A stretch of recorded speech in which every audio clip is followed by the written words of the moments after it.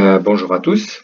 Donc là, nous sommes toujours dans la description d'un fonctionnement de mécanisme. En cinématique, on a vu les mouvements et les trajectoires. On a vu également le mouvement relatif. Et bien là, ce diaporama qui s'appelle toujours S132C cinématique, solide en translation. On va regarder un petit peu comment ça s'exprime. Si je prends une moto en ligne droite, vous la voyez ici en train de circuler. Si à un moment, j'ai regardé le compteur, on était à 90 à l'heure. D'accord? C'était une vitesse instantanée que j'ai constatée juste à un moment. Par exemple, ici, on était à 90 km/h. Ensuite, si je veux parler de la vitesse moyenne, eh ben, la vitesse moyenne, c'est pas la même que la vitesse instantanée.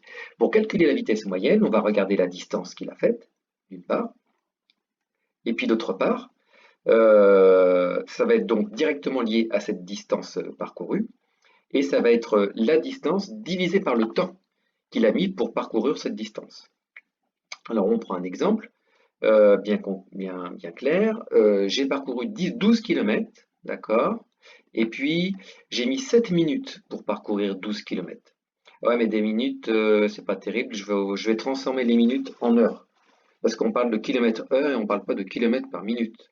Donc les 7 minutes là, je les transformer en heures en les divisant par 60. Voilà.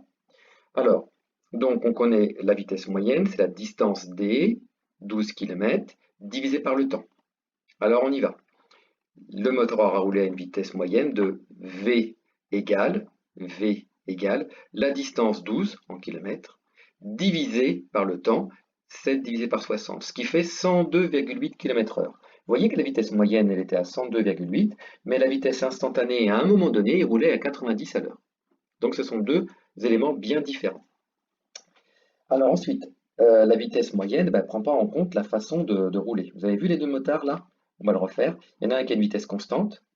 Lui, il accélère et puis ils arrivent tous les deux au même moment. Pourtant, lui, il était parti tout le temps avec une vitesse identique. Et lui, la vitesse n'était pas identique. Elle a augmenté progressivement puisqu'il a fait une accélération constante. Allez, un troisième. Là, on voit qu'il y en a un qui, carrément, lui, fait des accélérations et des décélérations, et pourtant, il est arrivé au même moment que les deux du dessus. Donc, ils ont tous les trois la même vitesse moyenne, mais ils n'ont pas du tout roulé de la même façon. Donc, trois mouvements en translation, vitesse constante, sans accélération du tout, translation uniformément accélérée parce qu'il n'arrête pas d'accélérer tout le temps, et là, une translation quelconque avec des accélérations qui varient. D'accord? Donc le troisième cas, là, on ne va pas l'étudier, c'est trop compliqué. Alors maintenant, si on prend les deux cas, translation à vitesse constante et translation à vitesse uniformément accélérée, pardon. On va mettre un petit diagramme, une petite courbe, et on va dire que là, le temps est égal à 0, et on va comparer les deux. C'est le début de l'action, t égale 0. D'accord? X, c'est la position de la moto, et ici, la position de la moto, elle est égale à 0, puisqu'à cet endroit-là, c'est le point de départ, et de l'autre côté, c'est pareil. Donc la position est égale à 0. On va étudier la position. On va étudier leur vitesse aussi. Pour lui, là, la vitesse ici, et on l'appellera V0, et lui, la vitesse ici, à cet endroit-là, on l'appellera V0. Après, on va également regarder l'accélération qu'on appelle A. Donc à cet endroit-là, l'accélération, on l'appellera A0, et à cet endroit-là, l'accélération, on l'appellera A0. Donc vous voyez, on a d'une part ici la position, la vitesse, l'accélération et le temps. On a 4 paramètres qui permettent de parler de vitesse, de translation à vitesse constante ou à vitesse uniformément accélérée. 4 éléments. Et ces 4 éléments ont tous des liens entre eux. Alors, maintenant, on va prendre que celui du dessus, c'est-à-dire celui qui fait une translation à vitesse constante. Et on se dit, bon voilà, et là, la position est x, elle est égale à 0. Cette vitesse, elle a une certaine vitesse à cet endroit-là, et elle a une certaine accélération à cet endroit-là, et le temps, c'est le temps de démarrage de l'étude.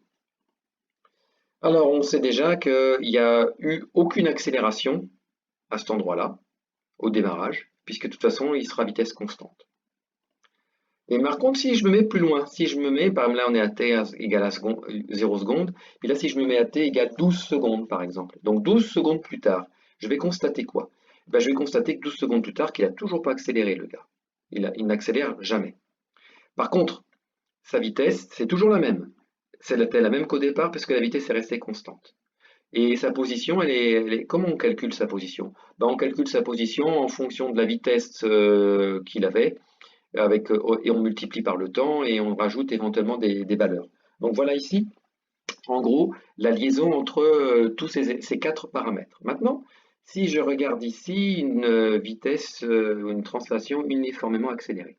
Alors, au début, bah, j'ai une accélération constante, c'est-à-dire que je commence à tourner la poignée de la moto, hein, puis la vitesse de rotation de la poignée sur mon guidon, la vitesse de rotation de la poignée sur mon guidon va toujours être la même.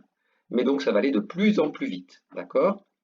Ensuite, euh, excusez-moi, donc je me mets un peu plus tard ici, 12 secondes plus tard, et là, l'accélération sera toujours la même. C'est-à-dire on a augmenté tranquillement, et là, ma poignée d'accélérateur, elle aura déjà tourné d'un certain angle, hein, puisque ça n'arrête pas de tourner, et l'accélération sera constante.